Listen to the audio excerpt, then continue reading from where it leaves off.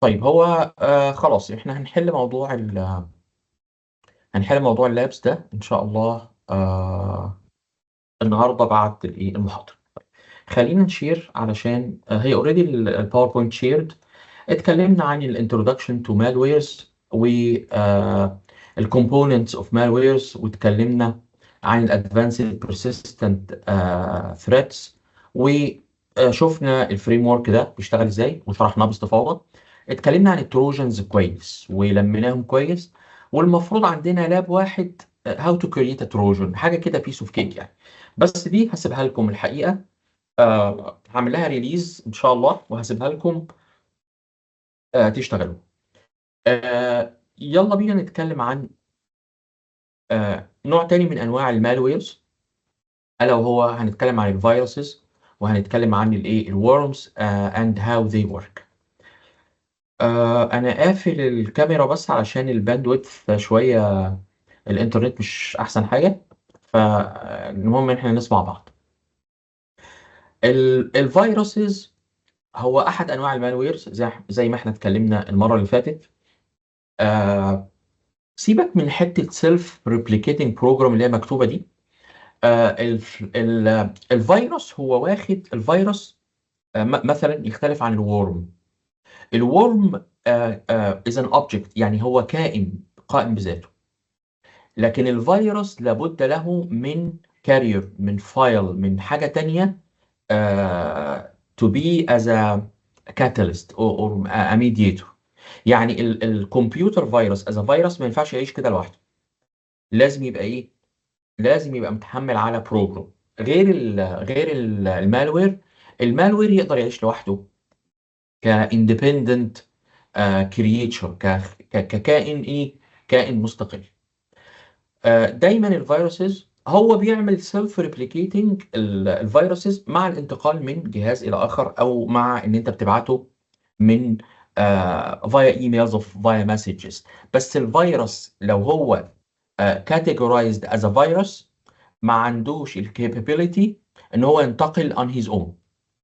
يعني لو في one كمبيوتر في النتورك infected by a virus ما بيحصلوش movement من نفسه لو هو فيروس. لكن لو هو ورم جاست وان ماشين في النتورك بتنفكت كل حاجه، لان الورم بيعمل كلوننج لنفسه وريبليكيشن بسرعات باعداد كبيره جدا، وبيسبريد اول اوفر ذا بليس. الفيروس لا، الفيروس لازم ملف فايل، infected file to be traveling from one machine to another. الفيروسز بتيجي منين؟ فايل داونلودز، ديسكس، فلاش درايفز، ايميل اتاتشمنتس. تمام. ايه الانديكيشنز اوف ا فيروس اتاك؟ ايه اللي ممكن يقول ان انا عندي فيروس اتاكس؟ الانتي فيروس اليرتس، سسبيشس هارد درايف اكتيفيتيز. لما بنروح آه على النتورك، يعني performance والنتورك بروسيسز. لما بتشوف بروسيسز شغاله في الباك جراوند ومش عارفين مين اللي مشغلها، يعني ما هياش حاجه لا تبع سيستم فايلز ولا تبع اي ابلكيشنز، فده بيقول او بيكون انديكيتور على ان في في فيروس. احيانا السلونس، المساحه بتاعت الديسك سبيس للستورج، خلاص، البوب ابس، كل دي indicators of a virus. النظري ده هنقوله بسرعه. آه، ايه السبب في كرييتنج فيروس، وليه هو موضوع يعني كلمه فيروس اكتر حاجه مشهوره؟ لان احنا من ساعه ما اتولدنا وانتم من ساعه ما اتولدتوا بتسمعوا فيروس فيروس فيروس. لكن في الاصل احنا اتكلمنا عن المالويرز بشكل عام، ان هم انواع كتيره جدا، والفيروس احد انواع المالوير. بس انت كمتخصص از سبيشالست لو تقدر تعرف، لازم تعرف تو ديفرنشيت بتوين بتوين الفيروسز والمالويرز. خلاص، يعني كل انواع المالويرز بشكل بشكل عام. ليه اتعمل الفيروس؟ قصة الفيروس دي في البداية خالص من زمان قوي. اللي عملها شركة باعت سوفت وير، والسوفت وير ده ليه لايسنس، ليه انيوال فيز. فحبوا علشان يعملوا يمنعوا الكلاينت ان هو يستخدم السوفت وير في اكتر من سنه، يعني اخر يوم في السنه المفروض من اللايسنس بتاعتك الايه، السوفت وير يقف عن طريق ايه. عملوا كرييشن لبرنامج يروح طالع قدامك يبلوك السكرين كلها، ويبلوك ويديسيبل الايه البرنامج نفسه. وده كان اول فيروس في التاريخ. ما كانش معمول علشان يأذي حد او علشان يعمل فيروس، ولكن علشان تو بروتكت ايه، تو بروتكت الانتلكتشوال رايتس بتاعه الشركه.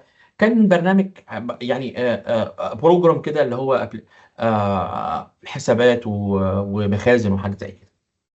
ده باختصار. بس الفكره خلاص اتاخدت، وبعد كده بقى يتعمل ايه، يعمل دامج، يعمل فاينانشال بنفيتس، فانداليزمز، في الهزار ساعات برانكس. واحنا بنستخدمه في الريسيرش بروجكت، في السايبر تيروريزمز. ممكن يبعت رسائل سياسيه، ممكن يدامج في انواع من المالويرز اللي هنشوفها، انه بيدامج الهاردوير نفسه. يعني مش مساله ان هو بيدامج سوفت وير، لا، ده ممكن يدخل على البايوس الخاص بالديفايس، سواء كمبيوتر او ماشين او ايا كان، ويعمل دامج للايه، ويعمل دامج للهاردوير. وممكن يعمل اكتر من حاجه. طيب، الفيروس زي ما شفنا مع بعض المحاضرة اللي فاتت، زي ما شفنا ان الريموت اكسس تروجن ليه لايف سايكل. كمان الفيروس ليه له ايه، كمان الفيروس له لايف سايكل. تمام. اليوزرز فين، حضراتكم فين؟ لحظة كده معلش، اشوف الناس اللي معايا. احنا النهاردة بس كام واحد حاضر؟ 7 بس اللي حاضرين، وفي 2 اعتذروا او 3 اعتذروا. وفي 3 ما سألوش، ف اتس اوكي. 1 2 3 4 5 6. 6 بس اللي بعتوا اوكي. في واحد اصلا يعني اه دلوقتي كام؟ 3 6 8 وانا معاكم 7، وفي واحد، في حد ما اصلا فتح الميتنج وخلاص. هرجع تاني للستيجز اوف لايف سايكل. اول ستيج واول فيز هي الديزاين. اول فيز اللي هي الديزاين، اللي هي ازاي اديفلوب الكود. بستخدم ايه؟ بستخدم البروجرامينج لانجويجز، او اي ريدي ميد كيت. طيب، مرحله الريبليكيشن، الفيروس بيريبليكيت اتسلف فور يعني a period of time علشان جوه الايه، جوه السيستم. الديفينيشن مش محتاجاها قوي بتاعت الفيروس. احنا بس مجرد بنتكلم لان هما شويه الناس مش دقيقه قوي في موضوع الديفينيشنز.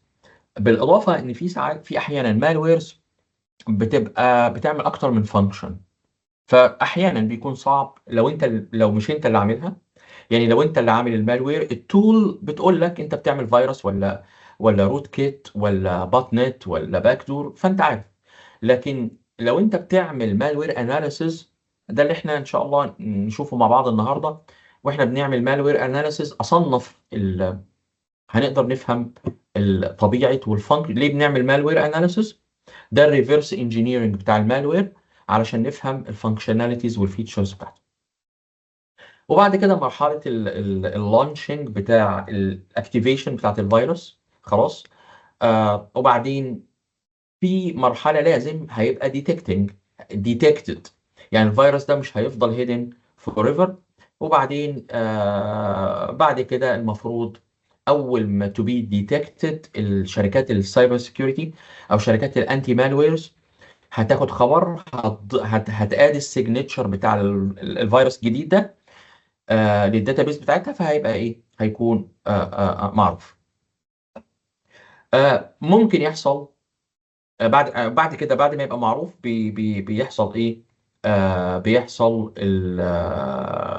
الابديت بتاع الانتي فيروس علشان يقضي على الايه، على او يوقف عمل الفيروس. طيب، في حاجتين مهمين نتكلم عنهم جوه او داخل المرحله الاولى. قبل مرحله الاتاك في حاجه اسمها انفكشن. وده ازاي الفيروس بيشتغل. الانفكشن بيجي عن طريق ايه؟ عن طريق اي حاجه. يعني خلاص داونلود ايا كان، جالك فايل. طيب انا هنا ال ال ال وليكن عندي مثلا زي ما انت شايف، ده كلين فايل، ده اكزيكيوتابل فايل وكلين عندي. اوكي. يعني انت دلوقتي عندي ملفين. الانفكشن حصل هرجع له تاني، بس انا هنا عندي تو فايلز، فايل A وفايل B. فايل A page 1 page 2 page 3، وفايل B نفس الكلام.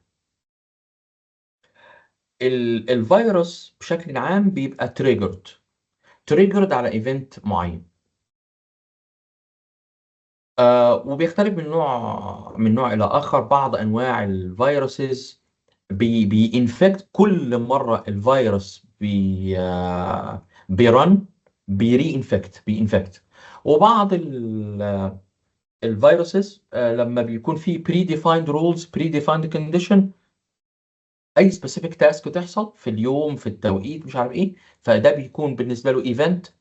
واحيانا بيتحط في الايفنت مانجر ام سوري، في السكادولر نفسه بتاع الكمبيوتر از ان ايفنت، از راننج يعني ابلكيشن كانه ليجيتيمت، وبيرن والباتش فايل بتاعه بيرن. يعني علشان كده انت وانت قاعد قدام الجهاز لو لقيت الكوماند لاين سكرين طلعت بوبد اب وديسابيرد، لازم تروح على السكادولر وتشوف اذا كان في حاجه اوريدي محطوطه بري بروجرامد في السكادولر ان هي تران اون سبيسيفيك تايم ولا لا. طيب اللي حصل هنا مثلا نوع الفيروس ده عمل فراجمنتيشن للملفات. حصل ايفنت معين، حصل له تريجرنج. ايه بقى اللي حصل؟ ان عمل ايه؟ فايل ايه بيج 1، وراح عمل ايه؟ عمل فراجمنتيشن، عمل تقطيع للملفات، وضع جزء من فايل بي وجزئين من فايل بي راندملي هنا وهنا. طيب ده ابسط شيء. حاجه زي كده بيعمل ايه؟ بيعمل مال فانكشن في اللوكيشن بتاع الفايلز. بص، انتوا عارفين كويس قوي ان كل الفايلز اللي على الكمبيوتر ليها اندكس ولا ملهاش، ولا مش ليها اندكس؟ يعني انا مثلا ايوه اول ليها اول اندكس. نعم. ايوه اكيد ليها اندكس. فين؟ طيب يعني احنا كل الملفات ليها اندكس. وعندي الماستر بوت ريكورد بيقول لنا ان بوت منين، وعندي البارتيشن تيبل بتقول مين قاعد فين. صح كده ولا لا؟ طيب صح ولا غلط معايا يا شباب؟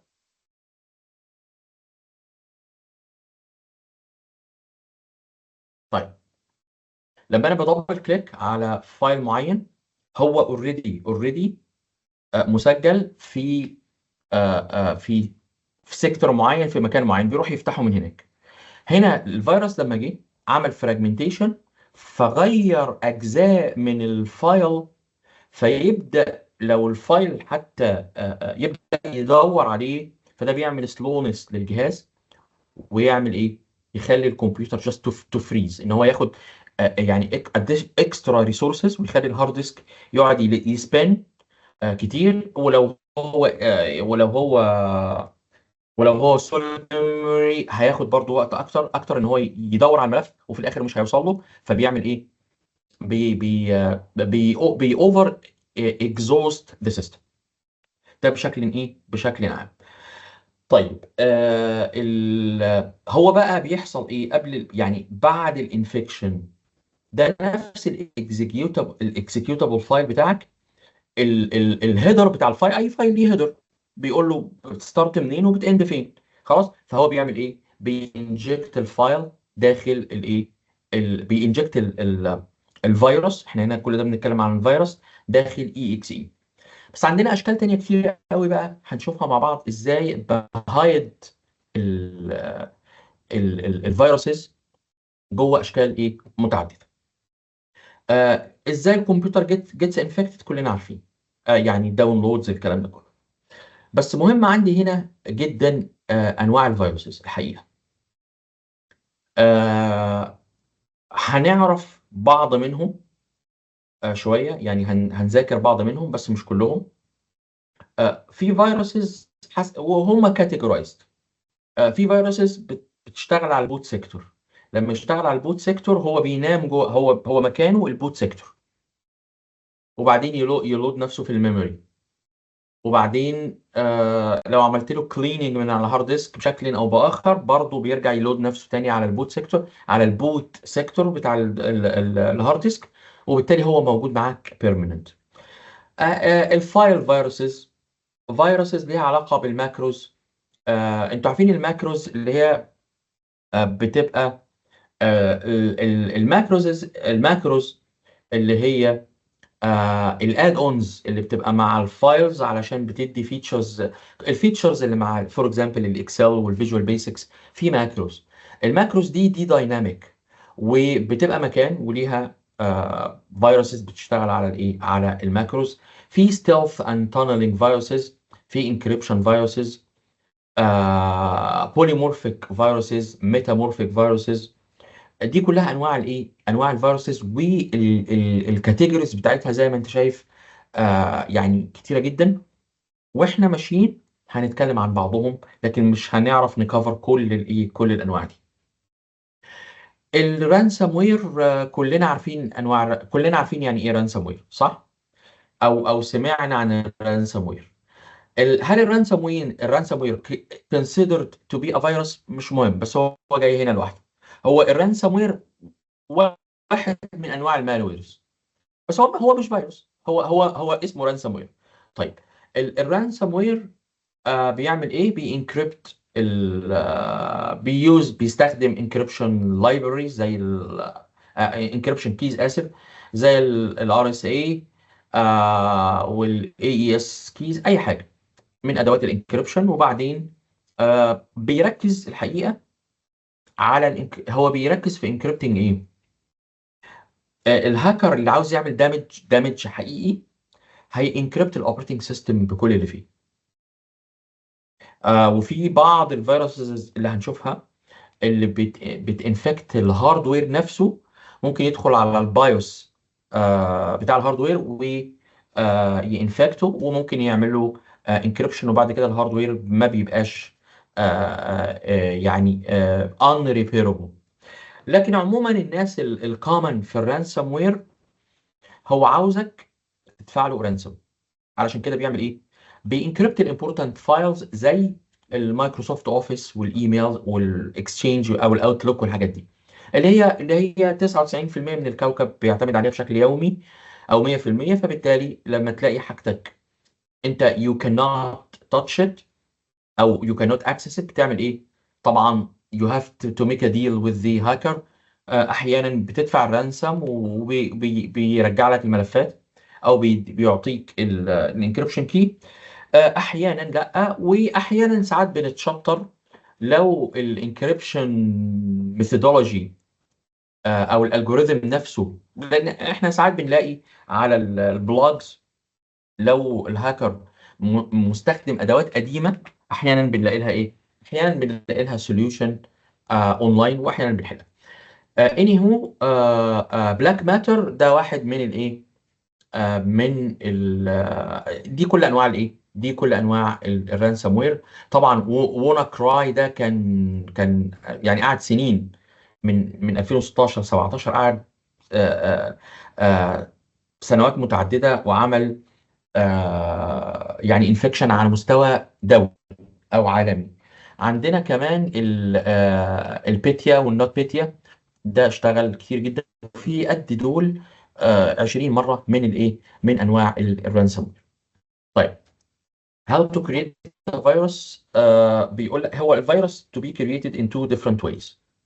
انت ممكن تستخدم اداه جاهزه على طول بدون اي بدون اي تعب، او ان انت تكتب your own code. for example هنا ده الكود ده الفيروس مكتوب، يعني 1 2 3 4 خمس سطور بس، خمس سطور بس 5 lines. عبارة عن ايه؟ عبارة عن فيروس بيعمل ايه؟ بيعمل دامج للسيستم.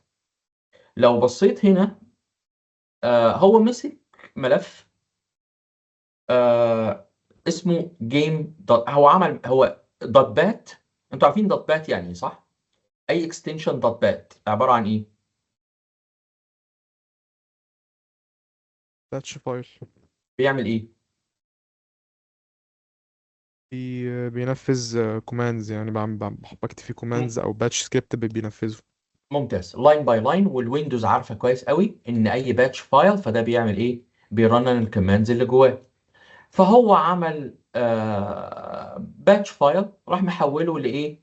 ل جيم دوت بات، راح محوله لجيم دوت ايه دوت كوم او اي حاجه. بس خد بالك علشان تنجكت الفايل جيم دوت بات دوت اي حاجه تاني، دوت دوك مثلا، وبعدين بعد شويه ممكن يتعدل. هو عمل ايه؟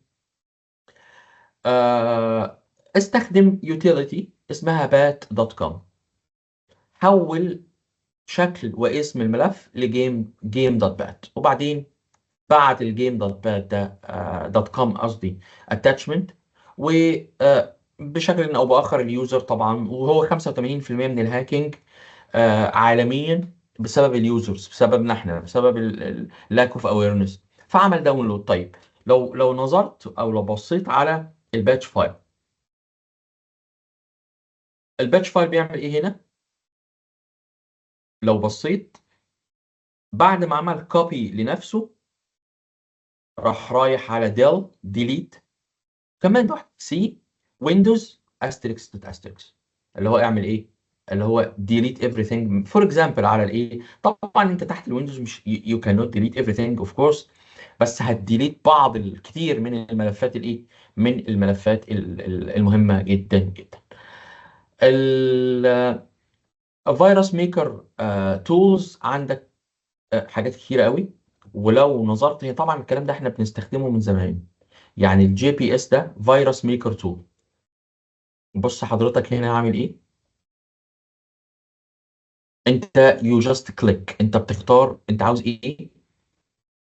عاوزه يعمل ريستارت، عاوز يعمل لوج اوف، مش عايز اي حاجه من دول، مش عاوز انت يعني ان هو تثير اي انتباهه، ولكن تقدر disable registry ms config، disable WordPad، disable Windows، turn off monitor، enable remote desktop، turn off mouse. الموضوع ده كله بكل اسف ايه؟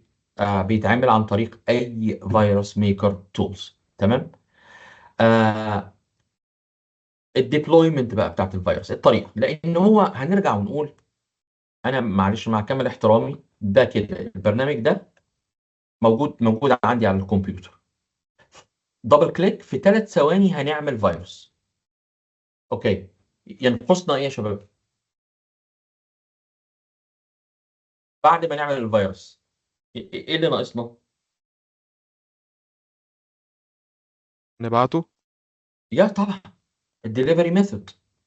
فالدليفري ميثود دي، ما هو انت يعني اي حد، انا لما الموضوع يكون المره اللي فاتت شفنا الريموت اكسس تروجن تولز، دبل كليك وسيلكت بوم بوم بوم عملت ريموت اكسس تروجن، فالموضوع مش ما فيهوش عبقري. والفيروس نفس الكلام، نو برينر زي ما بيقولوا احنا كده. باللي احنا بنعمله ده احنا لا مهندسين ولا نعرف حاجه عن الهندسه. يعني اللي احنا بنعمله ده بيتساوى فيه طالب يعني اللي في اعدادي واللي في بكالوريوس واللي بقاله 27 سنه في المهنه اللي هو انا. دبل كليك دبل كليك، فمش حدوته مش قصه. لكن البوينت هنا الدليفري ميثود، وانت مش هتعرف تعمل دليفري ميثود الا لو ركزت قوي على اول محاضرتين اللي كنا بنتكلم فيهم عن الايه. كنا بنتكلم فيهم عن الريكونسانس والسكاننج، وازاي تجمع معلومات عن الفيكتيم بتاعك، لان من غير ده انت مش هتعرف توصل الايه، الفيروس اللي انت عملته. طيب عملنا كرييشن للفيروس وده اسهل حاجه. طيب الدليفري ميثودز، والله تعال نشوف. في طرق عديده جدا. اولها اس ام اس اتاتشمنت في الايميل زي ما شفنا من هنا. طيب الفيروس هوكس، الفيروس هوكس دي بتبقى فولس الارم، ودي اتلعبت علينا زمان قوي قوي قوي. طول عمرنا ما بنحبش ندفع فلوس للانتي فيروس او الانتي مالوير من واحنا صغيرين. انا في مره في احد المحاضرات، بس ما كانتش محاضره جامعه، كانت محاضره كده اويرنس يعني. واحد من الشباب كنت بتكلم عن الكراكس بتاعت الويندوز، وازاي الكراك بتاع الويندوز ده هو نفسه تروجان هورس. واحد من الشباب وكان طالب في هندسه بس مش من القاهره يعني، وقال لي، وقف كده بتحدي، قال لي طب يا فندم، انا الويندوز بتاعتي مش اوريجينال ومستخدم كراك وما عنديش اي مشكله، والانتي فيروس زي الفل. قلت له طب خلاص نتقابل في البريك. لما جالي في البريك في 5 دقائق طلعت له فايل، آه حاجه بسيطه بس خالص. عارفين فايل اسمه هوستس فايل؟ عارفين الهوستس فايل؟ هوست بس بالاس، او هوستس. الهوستس فايل ده الستاتيك دي ان اس. احنا اتكلمنا عن الدي ان اس، وقلنا ان هو ده الدومين نيمينج سيرفيسز، وهو المسؤول عن الترانزليشن، بيحول الهوست نيم لاي بي ادرس. فعاده في دي ان اس موجود وفي دي ان اس سيرفر، ولكن من يوم ما الويندوز اتعملت حتى اليوم في حاجه اسمها ستاتيك دي ان اس، وبتاخد البريوريتي. الستاتيك دي ان اس دي جوه فايل تحت سيستم 32 سيرفيسز، هتلاقي ام سوري سيستم 32 اتش سي، هتلاقي ملف اسمه هوستس. ملف الهوستس ده اي انتريز عليه الكمبيوتر الويندوز، وفي زيه في اللينكس، لازم ينفذها بلايندلي من غير ما يفكر. كل اللي انا هعمله ايه؟ هاد لاين، هكتب الهوست نيم والاي بي ادرس. اي ريكوست على الهوست نيم ده هيروح على اي بي ادرس معين. يعني انا لو كتبت هكتب مثلا ايه www.google.com، وسبيس الاي بي ادرس هعمله على فين؟ على فيك ويب سايت. تيجي انت تدخل اليوزر على جوجل دوت كوم، مش هينفذ الدي ان اس الدايناميك، نو، هينفذ الستاتيك، هياخده على ايه؟ مكان تاني او اي حاجه سيميلر. فالاخ ده بيقول لي كده، فتحت له وانا مغمض بس، فتحت له الهوست فايل كده، وريته قبيله من الهاكرز عايشين عنده على الكمبيوتر. قلت له ايه رايك؟ ده غير بقى الباك دورز اللي مفتوحه عنده. ف اني هو نرجع تاني للفيروس هوكس. الفيروس هوكس دي زمان كانت وما زالت بتتعامل مع الناس دلوقتي اللي الابلكيشنز بتاعتهم الاوبريتنج سيستم مش اوريجينال. يعمل ايه؟ يطلع كده اليرت يخوفك ويرعبك، الحق لقد تم اكتشاف ايه؟ فيروس على الجهاز بتاعك، سوري، ويبان اسمه ايه، ويطلع لك حاجه كده شبه كانها باج فيروس، ويطلع لك حاجه شبه نورتون على الناحيه التانيه، وكليك هنا to clean it. once you click it will download a virus. فعليا انت ما كانش عندك حاجه، ده هو عمل ايه؟ ده هو بالفعل عمل ايه؟ عمل داونلود لفيروس عندك. اسماء الفيروس هوكسز، ده بيعمل فيروس هوكسز برضه. حاجات معينه، وورا اللينك او ورا الهوكس ده بيبقى فيه لينك بيداونلود الاكتشوال ايه؟ بيداونلود الاكتشوال مالوير او فيروس. احيانا جوجل يعني كريتيكال سكيورتي اليرت تطلع لك فيك برضه، مش حقيقيه، فده ايه؟ هوكس. طيب ده غير الفيك انتي فيروس. الناس مش عايزه تدفع في انتي فيروس حقيقي، فيعمل ايه؟ يعمل، شايف ده كده، اي يوزر عادي ما درسش لم يدرس كمبيوتر ساينس او لم يدرس اي هندسه خالص، لما يشوف ده جاي له مجانا هيقول له لا؟ انت شايف ايه؟ اكيد لا طبعا.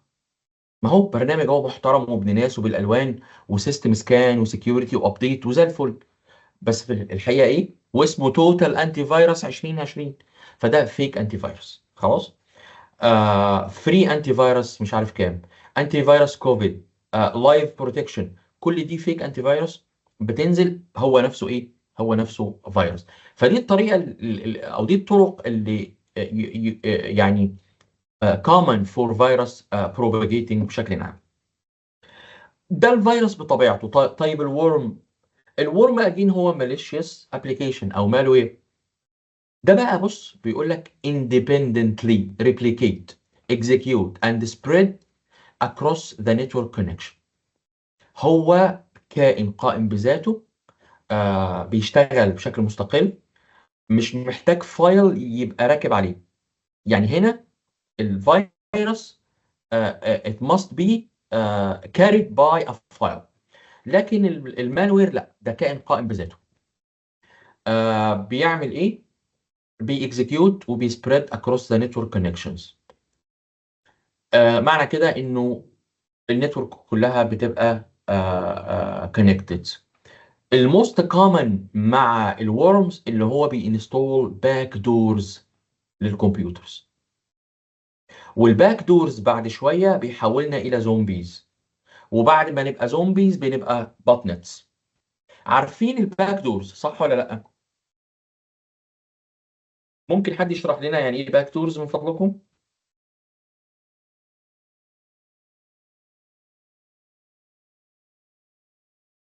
باشمهندسين معايا حضراتكم؟ دكتور. طيب الباك دور اللي هو ايه يا شباب؟ طريقة إن هو الهاكر بيخش بيكون بيها على الهوست من غير ما يحتاج ان هو طيب استنى يا implement عمر، chain of. لا تقفز قبل ما يخش على على الهوست. بيعمل ايه؟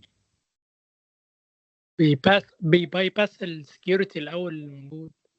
ازاي؟ هو الأول بيبقى أخد أكسس على الهوست من أي مثلا من ويب سيرفر أو من انسايدر أتاك أو من في أي حاجه حاجة. ميسنج. انتوا شاطرين، في حاجه ميسنج انا بدور عليها. يعني بيكون بصوا يا شباب، بصوا يا شباب، اول ما تسمع باك دور تتاكد انه بيفتح بورت. اوكي؟ باك دور يعني بيعمل ايه؟ ها؟ بيفتح هو لوجيكال بورت. هو اتفضل. ممكن يتعامل من بورت اوريدي مفتوح عشان يعني ماشي ماشي ماشي، ايا كان. السوك اناليست ما يحسش ان في حاجة غلط. والله عادي، ممكن يروح على اي بورتس من البورتس اللي فوق خالص، اللي هم الهاي ليفل بورتس 48000 و49000 و50000، ولا حد هيحس بيه. اوكي؟ تيكن ده هو العكس، هو صحيح. taking advantage over port 80 و port 8080. ده بيبقى monitored by the systems. هو بغض النظر البورت well known ولا not in use ولا in use، الكونسبت كله لازم تركز بس في الايه؟ في الميثودولوجي. الميثودولوجي اول ما تسمع باك دور، يبقى الباك دورز دي ما بتحصلش غير مع الايه؟ مع اللوجيكال بورتس. عندنا كام لوجيكال بورتس على الكمبيوتر بشكل عام؟ 2 باور 16. برافو، كويس كويس. اللي هم يعملوا لهم كام؟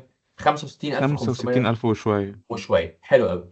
هل انت هتقدر تمونيتور كل البورتس دي؟ لا. فالاصل ان انا اعمل ايه؟ بديسيبل كل البورتس. انا اسف، مش كل البورتس، مش هتقدر تديسيبل كل البورتس. ليه؟ علشان الكمبيوتر لما بيجي يشتغل بيشتغل بساكت. يعني كل الابلكيشنز وين ات رانز بتستخدم راندوم بورتس. لكن مهم قوي كل البورتس الويل نون بورتس او البورتس مرتبطه بسيرفيسز. كل السيرفيسز اللي هي نوت ان يوز من فضلك اقفلها. وكل الويل نون بورتس، هو الكمبيوتر لما بيجي يستخدم راندوم بورتس بيتجنب تماما اول 1024. صح كده ولا بيستخدمهم؟ ها؟ لا. ما بيستخدمهمش. ركزوا معايا. اول 1024 دول اسمهم ويل نون بورتس. دول للاستخدامات اللي محفوظه للانترنت والداونلود والابلود وكل الامور. لكن لما بيجي يستخدم راندوم بورت بيسيب الحاجات اللي فوق خالص اللي هي ريزيرفد، وبيسيب ال 1024 وبياخد راندوم. عموما السيرفيسز اللي مش مستخدمه must be disabled. in addition to السيرفيسز الثانيه اللي running must be monitored جدا. طيب في باك دورز. الباك دورز بعد ما يتعمل له اكسبلويتيشن، الكمبيوتر او الهوست اللي اتفتح فيه باك دورز ده بقى اسمه زومبي. ومجموعه الزومبيز دول مع بعض بيتعمل بيهم ما يسمى بالبات نت. فاكرين البات نت اللي اتكلمنا عنها ولا لا؟ نو صح؟ احنا كنا بنستخدمها في الدوس اتاكس الكلام ده. في الدي دوس اتاك يس. الدوس اتاك مش محتاج زومبيز، لان الدوس اتاك بيبقى وان اتاكر، لكن الديستريبيوتد دينايل اوف سيرفيس اتاك ده محتاج زومبيز. والهاكر بيكون سي 2 او سي ان سي اللي هو كوماند اند كنترول سيرفر علشان يقدر يكنترول كل العدد الرهيب ده. طيب تو ميك ات شورت، الفيروس بيختلف ايه عن الورم؟ الورم بيختلف ايه عن الفيروس؟ الورم بيريبليكيت itself وبيسبريد through the network without any permission without any helps without any needs. اول ما يمسك في النتورك خلاص بيبقى زي الايه، بينتشر. طيب الورم ميكرز اهو الدنيا، يعني عالم، شوفوا عالم الجريمه حلو ازاي، يعني سهل قوي الجريمه مفيش اسهل منها. just can you believe it this is a worm maker. فعشان كده دايما في المحاضرات اللي بعملها مع الموظف اللي هو في العاصمه الاداريه والناس مش عارف ايه والاويرنس والكلام ده، يا جماعه الهاكر ليس ساحرا. ولا ايه يا باشمهندس عمر؟ الهاكر ساحر بالله عليك؟ اكيد لا. مش ساحر. الهاكر معاه تولز وبيستخدم من دماغه. انت حضرتك المفروض هتبقى ايثيكال هاكر ان شاء الله، هتبقى بينتريشن تيستر، هتبقى فورنزيك انفستيجيتور لو هتتخصص في السايبر سيكيورتي. you have to think like a hacker. القاعدة بتقول لك if you want to be a hacker you have to think like a hacker. طبيعي ولا فيها اختراعات دي؟ يعني does it make sense؟ does it sound logic ولا لا؟ yes or no؟ آه، يا شباب سمعوني صوتكم بالله عليكم علشان اوعوا تكونوا سايبيني وبتتفرجوا على الماتش. هو في ماتش دلوقتي اصلا؟ ما انا بختبركم. ماشي. ما انا بشوف الثبات الانفعالي عندكم عامل ازاي معرفش. كويس. مستني واحد يقع بلسانه بس ماشي. اوكي. ف if you want to beat a hacker you have to think like a hacker. الورم ميكرز اهو فقد الدنيا كلها، ادوات كتير جدا قد دول 20 مره. الورم ميكرز بيعمل الورم، وهتيجي بقى ايه بعد ما اعمل الورم؟ ايه الفانكشن الاصعب بعد كده؟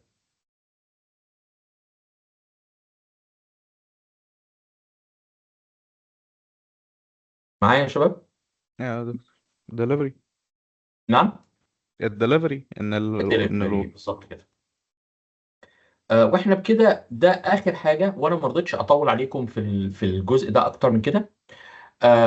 وبكده نكون خلصنا الموديول الكامل بيتكلم اللي هو عن المالوير ثريتس، بس ما خلصناهوش. احنا كده خلصنا 50% من التوبيك بتاع المالوير ثريتس. في لاب صغير عن اللي هو متاح معانا يعني how to make a rat او remote access trojan. هسيبه شويه علشان هنشتغله مع ايه بقى؟ هنشتغله ان شاء الله مع المالوير اناليسيس. انا عاوز اشتغل نشوف المالوير اناليسيس بالنسبه لنا. هنفهم الريفرس انجينيرنج بتاعه المالوير. احنا يعني الحمد لله ستيل ايفن ذو احنا بدانا متاخرين، بس انا كمان لسه ليا عندكم محاضرتين هنعملهم. اللي مش هيحضر بقى مش ما يحضرش، يعني هو كده كده الناس بتعتذر، او ناس حتى ما بتبعتش اعتذارات، فكده كده اللي مش هيحضر هيبقى غياب خلاص.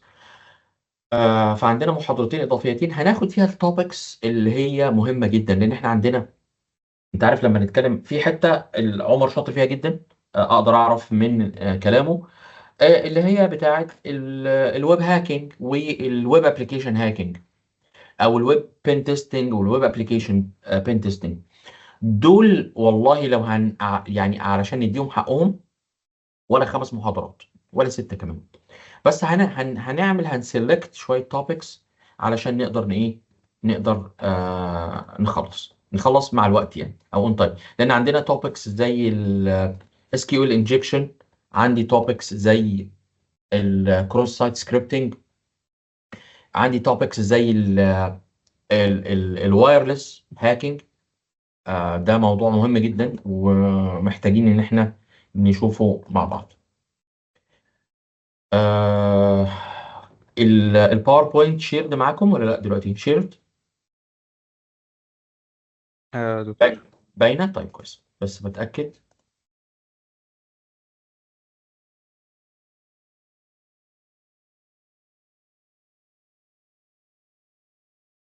المالوير اناليسيس. يعني ايه مالوير اناليسيس؟ خليني اقول لك يعني ايه الاول. مصطلح الشيب ديب كمبيوتر. الشيب ديب كمبيوتر هو يعني لما نتكلم عن الشيب ديبنج، شيب ديبنج يعني هي مرحله الاناليسيس اوف سسبكت فايلز، مسج، مالويرز. كل الموضوع ده اسمها شيب ديبنج. فتلاقي الناس في السوق، في الماركت، في السوق بتاع البن تيستنج بيتكلم عن الايه؟ الشيب ديبنج. فالشيب ديبنج هو ايه؟ هو بروسيس بحتاج معاه تولز، لان هو واحد اهم التولز هو الكمبيوتر. الكمبيوتر ده بيعمل ايه؟ بيبقى هو التيست بيد بتاعنا، وهنعرف يعني ايه تيست بيد بعد شويه. بيمونيتور بورتس، بيمونيتور فايلز، نتورك، انتي فيروس سوفت وير او انتي مالوير سوفت وير under strictly controlled condition. خلاص. البروسيس بتاعتنا آه انت بترن يوزر جروب بيرميشن وبروسيس مونيتور على الجهاز ده، نتورك مونيتور، ديفايس درايفرز وفايل مونيتورز وكيرنل مونيتورز وريجستر مونيتورنج. كل ده ليه؟ لان هي دي كل الاليمنتس اللي بيتعمل عليها ايه؟ هاكينج او كومبرومايز. يعني انا دلوقتي هو الكومبرومايز والاتاك والاكسبلويتيشن بيحصل على ايه؟ بيحصل على البورتس، صح؟ فاعمل بورت مونيتورنج. بيحصل على البروسيسز، يبقى اعمل بروسيسز مونيتورنج. اللي هي بروسيسز يعني لو انا بنطقها شويه، جمع البروسيس يعني كل الرننج بروسيسز محتاج اعمل عليها مونيتورنج. الجروب بيرميشن واليوزر بيرميشن. طيب النتورك لو عملت عليها مونيتورنج هتديني انديكيتورز. الفايلز، نعم، يس، احنا نقدر نعمل هاشنج للفايلز، ودي من احد الطرق. الفايلز اللي عندي الامبورتنت، احد ادوات حمايتها ان انا اعمل لها هاشنج، واي تغير في الهاش يبقى معنى كده ان الفايل ده ايه؟ اتغير فيه. وطبعا مش هنقدر ننسى الكيرنل الخاصه بالكمبيوتر والريجستري. من اسوأ مشاكل الريجستري انك ممكن والريجستري من الاصعب بقى في فور ديتكشن يعني، لان ممكن الريجستري يساعد في فانكشن معين ترن in a certain time مع certain application without being noticed. ودي من اصعب الحاجات. طب الكيرنل احنا قلنا هي الترانزليتور اللي بتوين الكور والشيل. تاني، اي اوبريتنج سيستم في الدنيا هو كور كيرنل شيل. فالكيرنل بترانزليت بتوين الهاردوير واليوزر انترفيس اللي فوق بشويه حاجات معاه كده. ف واكتر حاجه هي الروت كيت. الروت كيت مكانها في الكيرنل. طيب، لما نعمل انتي فيروس سنسور سيستم، عباره عن كولكشن اوف كمبيوتر سوفت وير بتديتكت وتانلايز الماليشيوس كود زي الفيروسز، وورمز، تروجنز اند سو اون. بنستخدمهم مع ما يسمى بالشيب ديب كمبيوترز. خلاص. النتورك بتاعتنا اهي، سيستم 1، سيستم 2، سيستم 3. دول بالنسبه لنا ايه؟ دول بالنسبه لنا الانتي فيروس سيستمز، دول السنسورز. دول كلهم يعني الشاشه اللي انت شايفها دي كلها، مع كامل احترامي، دول اسمهم ايه؟ كل دول هو انتي فايروس سيستم. يس، بس الحقيقه هو المفروض يبقى اسمه، هو بس علشان على الاسم القديم حتى المتخصصين، هو المفروض انتي مالوير سيستمز، لان التروجن مش فيروس، السبام وير مش فيروس، ده مالوير، ده مالوير، وده مالوير، وده مالوير، وده مالوير، وده مالوير. فكل دي اسمها ايه؟ انتي مالوير او انتي مالوير. ولكن هتلاقي في الماركت اسمها انتي فيروس ايه؟ انتي فيروس سيستم. فانا بستعمل دول كولكشن اوف كمبيوتر سوفت وير عشان بتعمل ايه؟ ديتكشن للايه؟ للكلام ده كله. حلو قوي. يعني ايه بقى مالوير اناليسيز الاول؟ آه ممكن حد يشرح لنا يعني ايه مالوير اناليسيز من فضلكم؟ كده استخدم معلوماتك، او استخدم اللي انت يعني فاهمك للموضوع.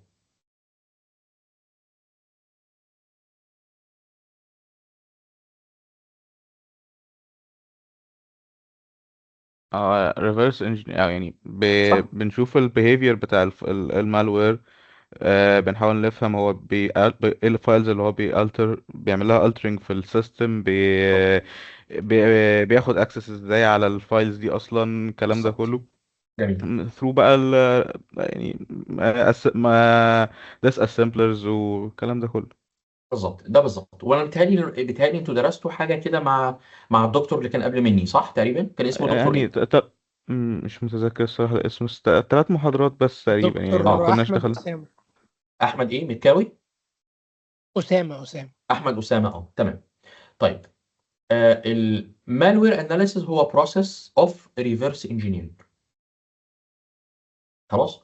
a specific piece of malware to determine، عايزين نعرف الاصل بتاعها، الاوريجينيشن بتاعتها منين، الفانكشناليتي، وظائفها بتشتغل ازاي، ومنها نقدر نعرف الامباكت بتاع المالوير. بنستفيد في ايه؟ نقدر نتوقع المالوير ده هيعمل ايه، لان هو آه يعني فكره انك ايه، انك تعرف المالوير بيعمل ايه بعد ما ينفجر وبعد ما ينفكت الناس، مش كفايه، لانه ممكن يكون ما اشتغلش بالفول فانكشناليتي. فاحنا بنعمل ده علشان نعرف exactly what happened. اقدر اعرف الماليشيس انتنت بتاعت المالوير. الاي او سي، في حاجه اسمها الاي او سي اسمها indicators of compromise، مهمه جدا. اعرف الكومبلكسيتي ليفل بتاع المهاجم الانترودر. آه ال- الفيروس ده بقى اشتغل على ايه من الفولنربيلتيز اللي عندي. ما هو اوريدي الفيروس هيشتغل على حاجه اوريدي فولنربل، على ويكنسز. فانا محتاج افهم منه هو، من التحليل، انت اشتغلت على ايه، نقاط ضعفي اللي انت استغلتها، واعرف الدامج وكمان اعرف احاسب الاتاكر قضائيا وجنائيا على الايه الدامج اللي عمله عن طريق الايه الريفرس انجينير. المالوير اناليسيس عندي طريقتين، ستاتيك ودايناميك. الستاتيك مالوير اناليسيس باختصار هي كود اناليسيس، مفيش اي تعامل مع اعتبرها لا قدر الله قنبله كده، ما بنلمسهاش. اوكي طيب. عباره عن ايه؟ بنتعامل مع الاكزيكيوتابل باينري كود من غير ما نكزيكيوت الباينري كود. الدايناميك هو behavioral analysis or behavioral analytics. هنا بقى بنكسكيوت المالوير وعلشان نعرف هو بيعمل ايه، بيتصرف ازاي. طيب انا محتاج ده ولا ده؟ محتاج بوث. محتاج الستاتيك والدايناميك علشان تاخد الفول ديتيلز، يعني تفهم كويس الايه الفانكشناليتيز بتاعت المالوير. دي الستبس بتاعت المالوير اناليسيس اهي. انا كنت، دي الستبس بتاعت المالوير اناليسيس اللي هو بروسيجر.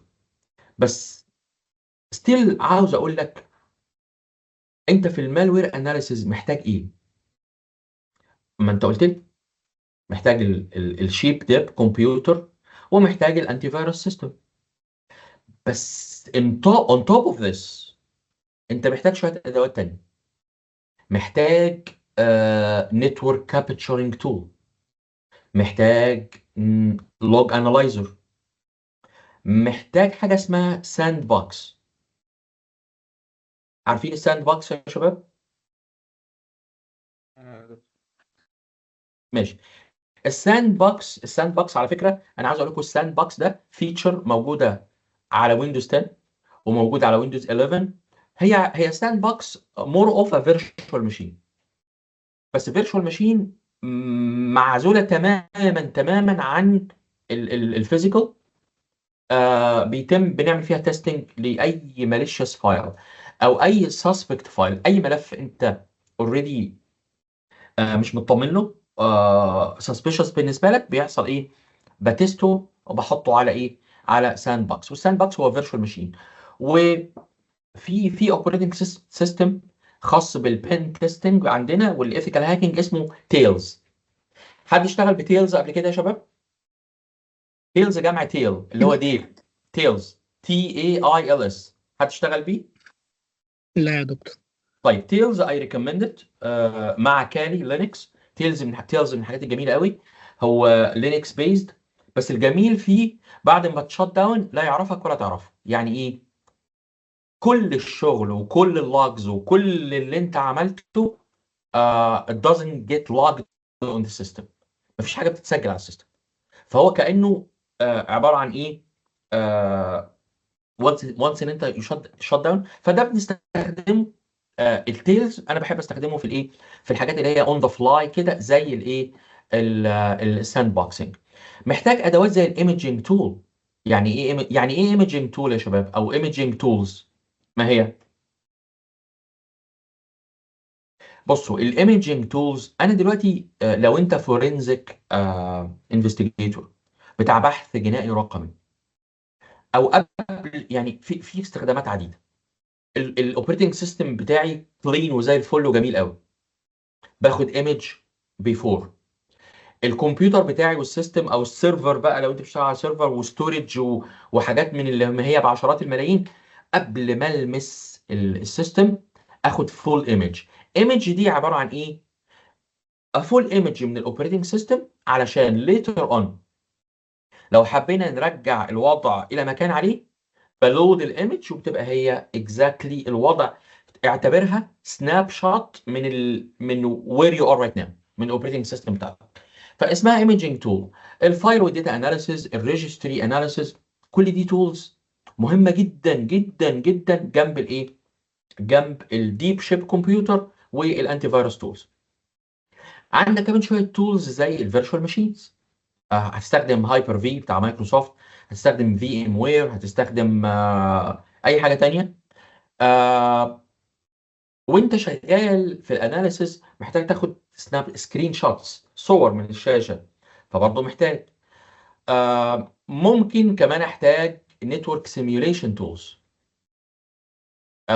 زي نت سيميوليتور برو، زي اي حاجه ريفر بيد بيعمل نتورك سيميوليتور. النتورك سيميوليتور هنا له استخدامات عديده جدا جدا جدا. وانا اتكلمت عن الاوبريتنج سيستم باك اب اند ايمجنج. في ادوات كتيره جدا للايمجنج، وممكن تستخدم اي اداه فري. ولكن لو في البحث الجنائي الرقمي انسى كل اللي انا قلته لك ده، لان باي لو طبعا مش في مصر، بره باي لو انت محدد وليميتد بادوات بعينها اللي تستخدمها.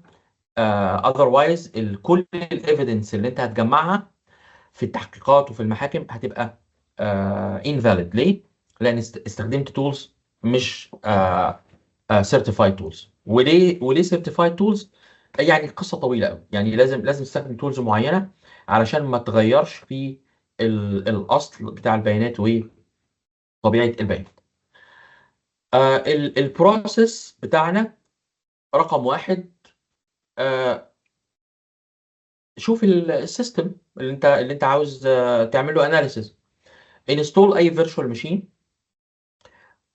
اون توب الفيرتشوال ماشين اعمل جيست اوبريتنج سيستم، واعمل ايسوليشن بتوين الفيرتشوال ماشينز من الفيزيكال. لان هو في مشكله ان الفيرتشوال ماشين لما بتنزل بتستخدم نفس النيك كارد، نفس النتورك انترفيس كارد، وبتعمل في نيك. يعني بصوا النيك ده هو اسمه نتورك انترفيس كارد. الفيرتشوال اسمه فيك، فيرتشوال او في نيك، فيرتشوال نتورك انترفيس كارد. فلازم تايسوليت ده، لان هم لو اوريدي كونكتد يبقى خلاص، يبقى هو هيقدر يعمل ايه؟ يجامب من الفيرتشوال ماشين، المالوير يعني، هيقدر ينتقل من الفيرتشوال ماشين للفيزيكال. احنا هنعمل ايه؟ هنقول له هوست اونلي مود. في تولز بتعمل لنا سيميوليشن للانترنت زي اي نت سيم، ديسيبل الشيرد فولدرز، انستول المالوير اناليسيز. يعني آه ممكن تعمل هاشنج للاوبريتنج سيستم وللتولز، وبعد كده لو هشتغل ستاتيك اور دايناميك اكوبي المالوير اللي انا هشتغل عليه. اللي انا بقى بصوا بقى الناين ستيبس دول اسمهم preparing the test bed. ايه هو التست بيد؟ التست بيد اللي هو سرير الاختبار بالنسبه للمرضى والمستشفى، وزمان كان بيستخدم في عمليات التعدين والمحاجر يعني هو اولد يعني definition مستخدم تيست بيد. التيست بيد هو ايه؟ البريباريشن بتاعت الفيرتشوال ماشين اللي انا هعمل عليها تيستنج للمالوير اناليسيس. انواع المالوير اناليسيس ستاتيك ودايناميك. طيب تعال نشوف الستاتيك مالوير اناليسيس بيشتغل ازاي. الستاتيك مالوير اناليسيس احنا اتفقنا ان احنا we do not run the malware code. ف او بيقول لك there is no need to create a safe environment، بس طبعا still انا محتاج ان انا اعمل isolated environment بشكل عام. هنستخدم tools وتكنيكس علشان اقدر اتست الموضوع. طيب التستنج بتست، يعني تيستنج او انالايزنج الباينري كود بيعطيك انفورميشن عن الفانكشناليتي بتاعت المالوير، النتورك سيجنتشر، الاكسبلويتابيلتي او الباكج او الاكسبلويتابل باكج بتاعته، والديبندنسيز. وهنشوف الكلام ده مع بعض ستيب باي ستيب دلوقتي. طيب الاناليسيس تكنيك، الاناليسيس تكنيك بتاعتنا هتلاقي ال10 دول، ودول اللي احنا هنذاكرهم مع بعض في جزء، في كل الجزء الخاص بالايه؟ بالستاتيك مالوير اناليسيس. رقم واحد فايل فينجر برينتنج. فايل فينجر برينتنج، بصوا بقى، احنا عملنا التست بيت بتاعنا، وعملت هاشنج للملفات بتاعتي خلاص، وابدا الود الايه، عملنا هاشنج value for a given binary code. باختصار شديد تول زي هاش ماي فايلز مجانيه. في تول كلمتكم عنها قبل كده اسمها ميمي كاتس او ميمي كاز. في تولز هاش كالكوليتور، اي حاجه. خلاص كل التولز دي بتعمل لي ايه؟ هاشنج على حسب الايه؟ على حسب الالجوريزم اللي عندي.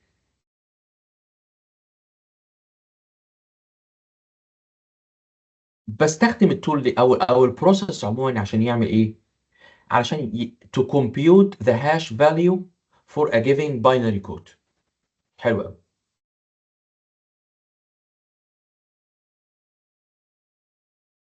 لو اي تغير حصل during the analysis اقدر اكالكوليت الايه؟ التشينجز او على مراحل. فمعنى كده ان انا ايه؟ بقدر افهم اذا كان النيتشر بتاعت المالوير ده غير في الفايلز ولا ما غيرش. يعني انا مسكت الباينري كود وعمل تشينجز في الفايل، هيبان عن طريق الايه؟ عن طريق الهاشز. ما عملش اي تغييرات، يبقى اذا هو ايه؟ المالوير ما هوش الفانكشناليتي بتاعته ان هو يشتغل على ايه؟ على الفايلز. اللوكال اند اونلاين مالوير سكاننج. انا معايا مالوير اهو، لما بضعه على اي سكاننج تول، بس بسكان الباينري كودز اب تو تايم او سوري اب تو ديت انتي فيروس سوفت وير. لو هو ويل نون مالوير، وطبعا ده حاجه obvious، لان انا وانتم عارفين او مش عارفين هنعرف دلوقتي، واتكلمنا في اول المحاضره ان الانتي فيروس بيشتغل سيجنتشر بيست. يعني ايه؟ يعني الفيروس لو ويل نون فيروس فهو موجود اوريدي على الداتابيز وليه سيجنتشر، اهلا وسهلا. برنامج الانتي فيروس عارفه وفهمه ومفصصه، وده تم عن طريق المالوير اناليسيس. يعني هو الروتين بتاع الموضوع ازاي؟ في انفكشن بيحصل عالميا، في حد بيديتكت ان في انفكتد كمبيوتر سيستمز سيرفرز داتابيزز. مين اللي بيكتشف؟ اللي بيكتشف مايكروسوفت، بيكتشف لينكس او كاسبرسكي او اي حد اكتشف، فلقوا ملفات بياخدوها يعملوا لها مالوير اناليسيس، وبعدين بيتفصل السوليوشن بتاعها ويتم اضافته للايه؟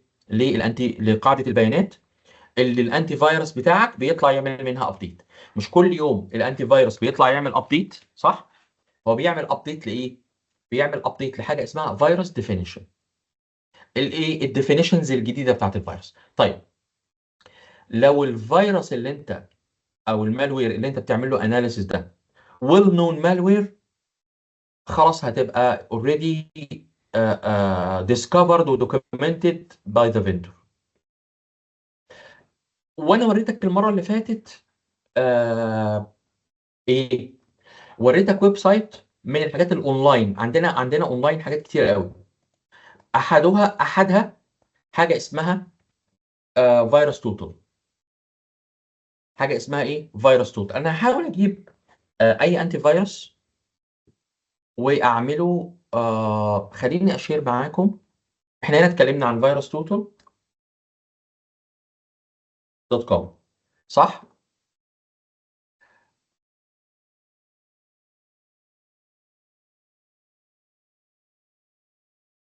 وقلت لك فيروس توتال ده يعتبر سكانر تقدر تسكان بيه، وقلت لك تقدر تعمل سكاننج بايه بالظبط.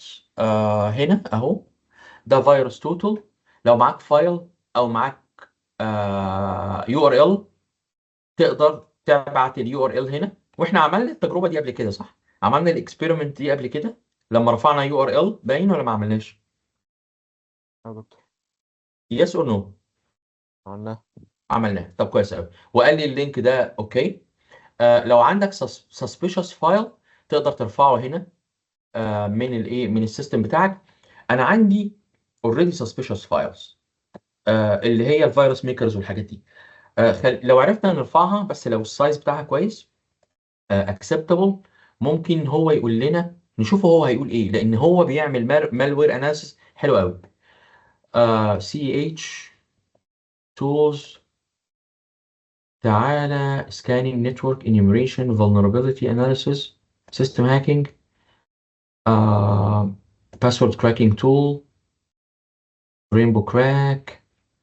والله هاخد اي واحد من دول كده اشوف هيقول لنا فيه ايه.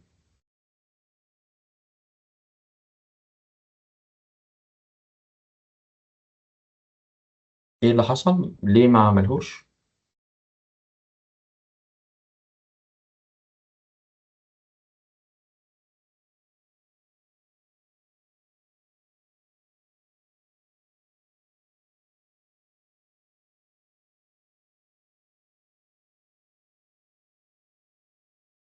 طيب هو اوريدي الفايل، بس يمكن السايز بتاعه، لا السايز عادي جدا.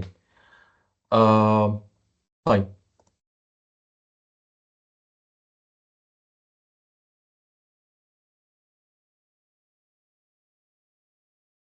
هو رافض الاكسكيوتابل. طيب ده التكست فايل. anywho خليني اجيب عندي بي دي اف اوريدي فيها عندي بي دي اف اوريدي suspicious يعني.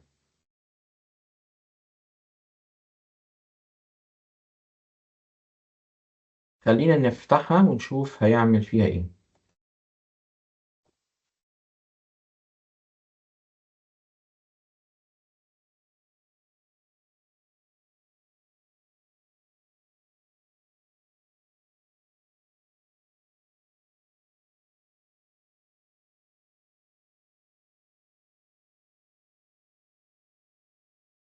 اوكي confirm upload.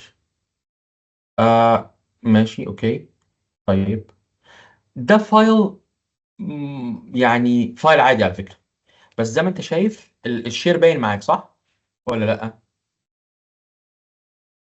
ده الشير باين يا شباب؟ سامعيني ولا ايه؟ باين، ايوه يا دكتور. لا باين. حلو لا، قوي. ايوه باين. كويس باين قوي. يا هو دكتور. بيعمل ايه بقى؟ هو هنا داخل جوه البي دي اف، وبيسكانوا مع كل الفيندورز بتوع السايبر سكيورتي. فده بيقول لك انديتكتد، ده بيقول لك بلا بلا بلا وهو كويس. ده كلين بي دي اف، ما عرفش يطلع منه حاجه، بس هو ستيل وركينج، وهو ستيل يعني لسه ما خلصش. ف يعني اللي انا عاوز اقوله انك تقدر تستخدم اي اونلاين تول زي كده، مع وهحاول ان انكلود ان شاء الله على المحاضره اللي جايه شويه اذر اونلاين تولز كمان، انك تقدر تقدر تستخدمها في موضوع الستاتيك اناليسيس، لان احنا ستيل حتى الان بنعمل بنعمل ستاتيك اناليسيس. طيب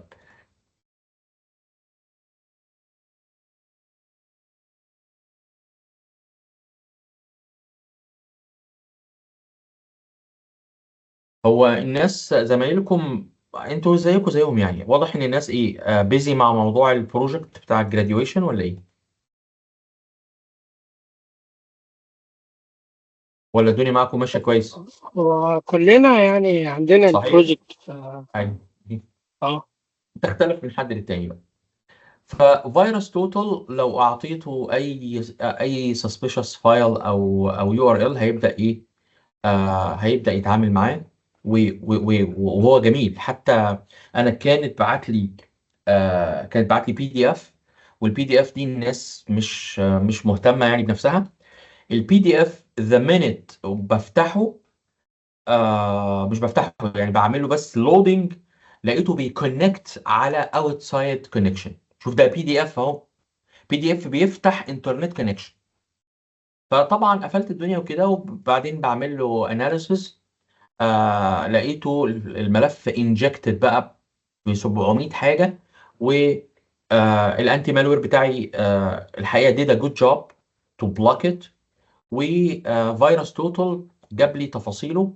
فيروس توتال جاب لي ما يقرب من، عمل لي ريبورت 86 بيج عن فايل واحد والله العظيم. فده ده ده ستاتيك مالوير اناليسيس. طيب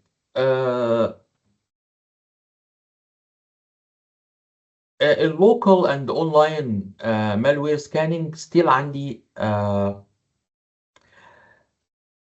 احد المكونات السترينجز. احد المكونات بتاعت الفايل بيبقى فيه components اسمها strings. السترينجز دي بتكومينيكيت الانفورميشن from the program to the user. احيانا بيبقى فيه embedded strings. ايه اللي بيحصل؟ ممكن السترينجز دي بما انها بتريد انفورميشن، فهي ممكن تعمل اي ابديت للسترينجز ده ممكن يعمل ممكن يكستراكت انفورميشن. طيب اتست ازاي؟ اي string searching tools بيبدأ يعمل ايه؟ بيبدأ يبحث عن السترينجز اللي هي everywhere، في كل حتة، موجودة في مليون حتة، وهي بتبقى يعني بتبقى الفورمات بتاعها يا اما بلين تكست يا اما يونيكود تكست. خلاص. وبيعمل ايه؟ بيكستراكت التكست ده من اي فايل علشان يقدر يقرا الريسورس سترينجز، ويشوف السترينجز دي اتاتشد او بتكومينيكيت اكسترنالي مع مين، او بتعمل اي انفورميشن، يعني اي بتسرب اي انفورميشن. طب ده هيفيدني في ايه؟ لو السترينجز دي بتكومينيكيت مع external server external utility external IP address، يبقى دي indicator of a malware.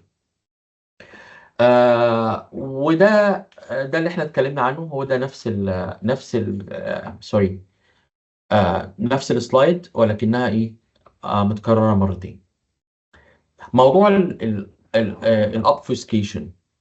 الابفوسكيشن ده من اشهر الادوات اللي بتستخدم. الكونسبت بتاع الابفوسكيشن انك you hide something in a something else. انا هقول لك حاجه. انت عارف، انا لو معايا باوربوينت باسورد بروتكتد، تعرف ان الانتي مالوير العادي بتاعك وبتاعي ده he cannot scan it. هيقول لي locked file I can't scan it لانه باسورد بروتكتد. فده معناه ايه؟ ده معناه ان انت if you encrypt something inside something, if you compress a file, بتبقى احيانا التولز العاديه بتاعت المالويرز بتاعتنا. انا المالوير بتاعي مدفوع يعني مش حتى، ومع ذلك incapable وغير قادر انه واي حد كده على فكره انه to scan or analyze a password protected file. بيعمل له سكيبنج، بيطلع ريزلت بيقول لي انا عملت سكان قد كده وعندك باسورد بروتكتد قد كده، بيطلع رقم مهول من الباسورد بروتكتد فايلز. طيب في الحاله دي، في حاله الابفوسكيشن بيحصل ايه؟ بيحصل ان الاتاكر بنستخدم باكجينج سوفت وير. والباكجينج سوفت وير من قديم الازل، انتوا عارفين الباتش فايل اللي احنا اتكلمنا عنه من شويه وسالنا يعني ايه باتش فايل، صح؟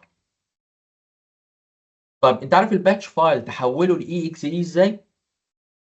عن طريق باكجينج تول. بس يعني الباتش فايل ما هو اكسكيوتابل، بس عشان يبقى دوت اي اكس اي ويشتغل كده بنستخدم باكجينج تولز. والكلام ده عارفينه من ايام بدايات مايكروسوفت، ازاي نكتب باتشز ونحولها لاكسكيوتابل فايلز. ليه؟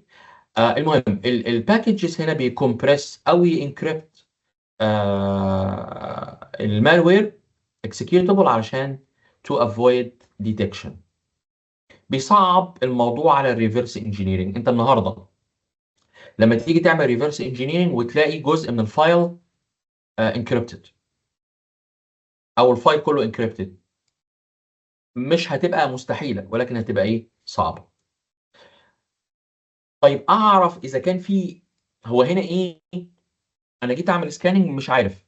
طيب هل الملف، هل الفايل ده، هل اللي هو اللي قدامي ده، انا ما اعرفش هو مالوير ولا لسه، هل هو معمول له باكجينج، معمول له باكينج، معمول له obfuscation ولا لا؟ والله ما اعرفش. قال لك بص، التول الكومبايلر اللي هو معروف قوي ده، اللي هو انتي كومبايلر يعني، اللي هو البي اي اي دي، بيعطيك details about الويندوز executable files، بيidentifies signature مع اكتر من 600 نوع من الباكرز والكومبايلرز، وهو زي ما انت شايف بيفكه ويطلع الايه، الديتيلز اذا كان معمول له باكينج. الباكينج عباره عن ايه؟ هو ايه الفرق بين الباتش فايل والاكزيكيوتابل؟ الباتش فايل بيقعد يرنن one after another ومانيولي يعني كده. الاكزيكيوتابل بيعمل ايه؟ هو بيعمل انستليشن. لو انا بعمل سيت اب الفايل اللي اسمه سيت اب ده، الفايل السيت اب دوت اكس ده بيعمل ايه؟ كل الديبندنسيز فايلز او كل الفايل كل الريكويرمنتس بتبقى مترصصه arranged يعني ورا بعض، وبعد ما بيخلص واحد بيكمل التاني، بينستول البري ريكويزيتس الاول وبعدين بترتيب معين. فهو الباكجينج سوفت وير بيعمل كده. خلاص. ف لو الاكسكيوتابل اللي قدامك ده بقى عباره عن، واحنا بنفكه لقيناه مجموعه كبيره من الملفات ومعمول لها باكينج، اوف كورس دي ساين اوف وات اوف obfuscation. وكمان الملفات هتبقى يعني هتبقى اكستراكتد قدامك، هتقدر تعرف منها ايه اللي بيحصل.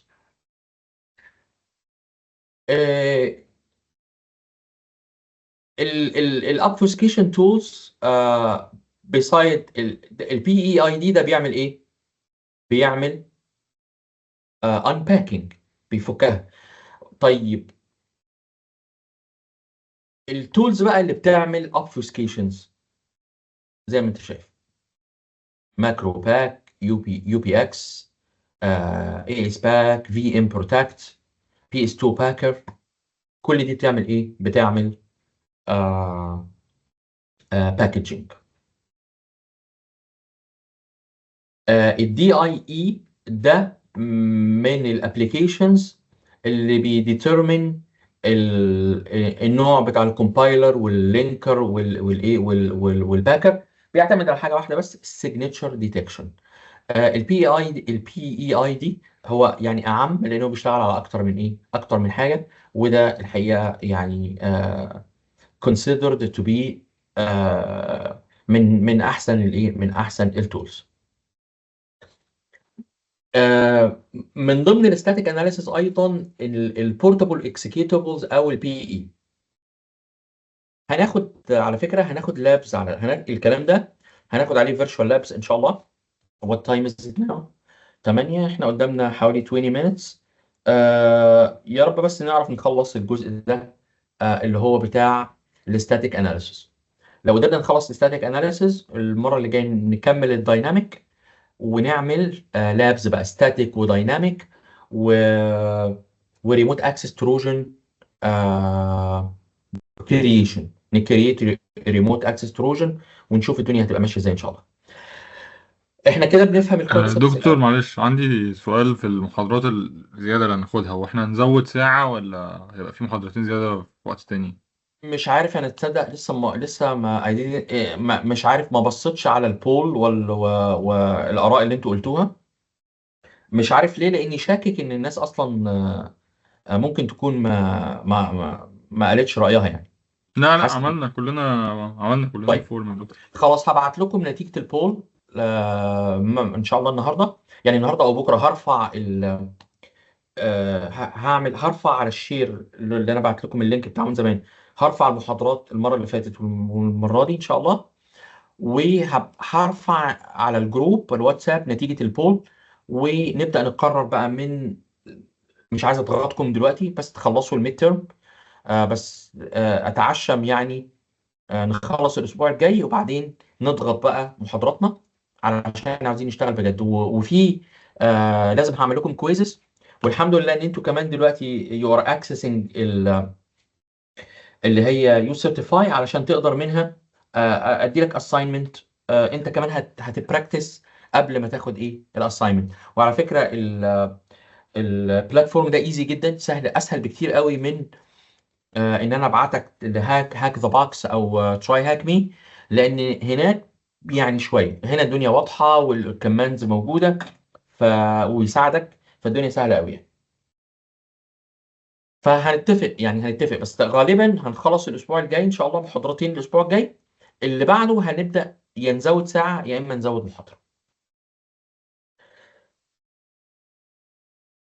البي اي او اسمها ايه، البورتابل اكزيكيوتابل فايلز، من المكونات الاساسيه في الويندوز اوبريتنج سيستم. وهتلاقيها حاجه مثلا زي الدوت تكست. انت عارف ان الدوت تي اكس تي is considered to be portable executable file. ازاي هو txt وهو executable؟ لان هو فيه ايه؟ instructions، فتقدر تكتب فيه codes فبقى يقدر يبقى executable. الداتا الدوت داتا فايل، الدوت داتا بتكونتين الجلوبال انفورميشن، يعني في ابلكيشنز وهو شغال، يعني الابلكيشن عشان يشتغل ليه انفورميشن خاصه بيه هو، فدوت داتا دي انفورميشن خاصه بابلكيشنز. ار داتا another portable executable file بتimport واكسبورت انفورميشن، فمساله صعبه جدا. في حاجه اسمها دوت ار اس ار سي مثلا، دي فيها ريسورسز بتاعت executable، ايكونز ايمجز منيوز، دي كلها اسمها ايه؟ بورتبل اكسكيوتبل. البورتبل اكسكيوتبل الهاكر ممكن ياخد ادفانتج على الفايلز دي بمنتهى السهوله، او المالويرز ياخد ادفانتجز على .text .rdata. طيب هنا بقى الستاتيك اناليسيس بيعمل ايه؟ الستاتيك اناليسيس بيانلايز الميتا داتا اوف بي اي فايلز. عارفين طبعا الميتا داتا صح كده ولا لا؟ الميتا داتا is data about data. يعني عارفين يعني ايه ميتا داتا about any file؟ يعني لو عندي فايل، عارف الميتا داتا بتاعته ولا لا؟ ايوه يا دكتور، يعني مثلا هاخدها مثلا عن الصور عشان هي اسهل حاجه اشرح عليها. الصور مثلا الميتا داتا بتاع الفايل على فكرة هيبقى أنا مش مسامع الضرب على التوتة دي، أقول اللي بقى نعم أقول اللي فندم؟ بقى المايك رديت لي على مفتوح يا فيس. احمد، المايك مفتوح يا احمد. يعني أنا ممكن اشرح على الصور يا دكتور عشان هي اسهل حاجه تتشرح يا عليها. ريت. يعني الميتا داتا مثلا بتاع الصوره فيها اللوكيشن، التايم بتاع الصورة بالظبط، كلام جميل. الديفايس اللي الصورة متاخدة بيه، حلو. الاوريجينال سايز بتاع الصورة، كام كويس. بيكسل في كام بيكسل. اشكرك. آه، حلو. طب آه، هسألك سؤال، لو حصل تعديل في الصورة بيبان في الميتا داتا ولا لا؟ بيبان أكيد. جميل. لو حصل شير للصورة بيبان. فدي فايدة الميتا داتا. فهنا بيحصل ايه بقى؟ البورتبل اكسكيوتبل بيكستراكت الميتا داتا، خلاص، التايم ستامب والديت اوف كومبايليشن اتعملت امتى، الفانكشنز والامبورت واكسبورت حصل امتى، واهم بقى ما في الموضوع الدي ال ال. الدي ال الز او اللينكد لايبريز، الدي ال ال دي هي باي ذا واي الدي ال ال هي كيرنل فايلز، والدي ال الز من اهم الفايلز، وبتبين لي ايه بقى؟ بتبين لي الفايل ده لينكد مع what type of DLLs. فممكن تكون pointing to a malicious DLL. بتبين لي الايكونز المنيوز الفيرجنز السترينجز اللي لسه اتكلمنا عنها من شويه. بس keep in mind ان البي اي او البورتبل اكسكيوتبل ده جزء اصيل من الويندوز اوبريتنج سيستم. طيب الديتكتور بتاعنا عباره عن ايه؟ اسمه بي اي اكسبلورر. عباره عن ايه؟ اكستراكتور. هو ده بي اي اكسبلورر بيخليك تopen وفيو edit انواع كتيره جدا جدا جدا من البي اي فايلز. خلاص. اي اكس اي فايل، دي ال ال فايلز، اكتيف اكس كنترولز، دي كلها ايه؟ انواع. الاكستراكشن تول او تولز، يعني عندي حاجه اسمها بي سكان، عندي ريسورس هاكرز، عندي بي اي فيو اللي هو بيرسونال اكسكيوتابل فيو، او بي اي اكسبلورر. دي كلها فايلز بتساعدني. خلي بالكم، تذكروا ان احنا ما زلنا في مرحله الايه؟ الستاتيك اناليسيس، صح كده؟ طيب اتكلمنا عن الديبندنسيز من شويه. وايه هي الديبندنسيز دي؟ ملفات. يعني فايل معين او فانكشن معين علشان يشتغل لازم يكون فيه، مش لازم، يعني هو بيعتمد على sort of dependencies، عدد من الايه؟ من الديبندنسيز. والdependencies دي internal operating system files، جزء من الايه، من الاوبريتنج سيستم. وعلشان اقول لك مثلا اهميه الدي ال ال، جبت لك ده من بره شويه علشان تبقى اكزامبل. اهميه الدي ال ال، فايل مثلا زي الكيرنل 32.dll مرتبط شغله بالميموري accessibility and manipulation، بالفايلز، بالهاردوير. البروجرامز، الكيرنل دي ال ال مسؤول عن ايه؟ الامبورت والاكسبورت فانكشنز بشكل عام. طيب هتلاقي ADV API 32 DLL دي كلها dependencies، دي كلها ايه؟ dependencies ودي ال الز، ودي ال الز يعني فايلات مهمه جدا. ده بيبروفايد accessibility للادفانسد ايه؟ ويندوز كومبوننت زي سيرفيس مانجر، ريجستري. طبعا انت مش محتاج تحفظ ده لان ده كتالوج كبير، الاف الدي ال الز موجوده. طيب الجرافيكال يوزر انترفيس اللي انا وانت شغال عليه ده ليه دي ال ال اسمه يوزر ده دي ال ال، اللي هو يوزر انترفيس، الزراير، الباتنز، السكرول بار، الكومبوننت على اي بيج يعني. طيب الجي دي ده الجرافيكال انترفيس بتاع الديسبلاي والمانيبيوليتنج الجرافيكس والكالرز والكلام ده كله. المهم اي فايل، معظم الفايلز المتعلقه بالسيستم والفانكشناليتيز ليها ايه؟ لها dependencies. خلاص. الفايل dependencies قلنا زي الانترنال فايلز، ريجستري فايل، بروجرامز. المهم ايه علاقه ده بالستاتيك اناليسيس؟ بما اننا بنتكلم عن دي ال الز وبنتكلم عن كيرنل فايلز، بطبيعه الحال انا لو مالوير، اول حاجه المالوير بيعملها انه بيدخل يعني some types of malwares replace DLL files، او to attach himself لبعض DLL files. طب لما يعمل لها ريبليسمنت، ما هو بيعمل لها ريبليسمنت بنفس الاسم، بيبقى عنده DLL بتاعته، الدايناميك لايبراري لينكس بتاعته هو بنفس الاسم، يريبليس ده ويحط نفسه، بس التاني طبعا بتماب وبتبوينت لايه؟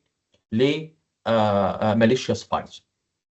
فهنا بيقول لك محتاج ايدنتيفاي الايه؟ الديبندنسيز اللي بيعتمد عليها الايه؟ الفايل ده، واشوف هي suspicious ولا اوريجينال او legitimate ايه؟ legitimate files. طيب بعد ما ايدنتيفاي وانالايز بيرسم ماب او دايجرام. يعني لو بصينا هنا كده، بص كده معايا، مش عارف الصوره واضحه ولا لا، السكرين شوتس، بس هو هنا بيعمل ايه؟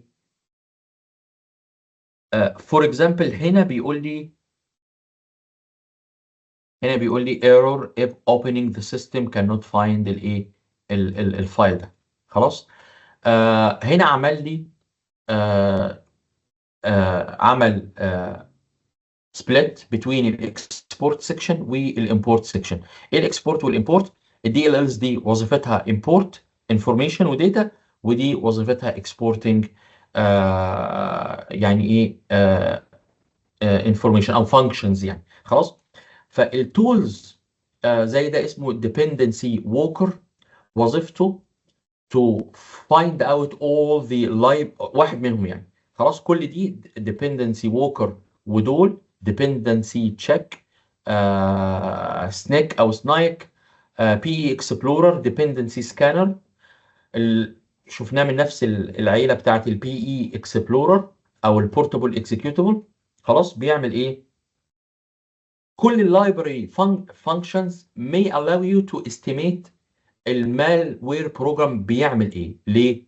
لان هو فعلا بيأفكت الدي ال الز او بيريبليس الدي ال الز. فعن طريق الدي ال الز هتشوف انت ايه، وهي DLLs stands for what؟ Dynamic Library Links. فستيل مع الستاتيك اناليسيس وايدنتيفاينج الايه الديبندنسيز.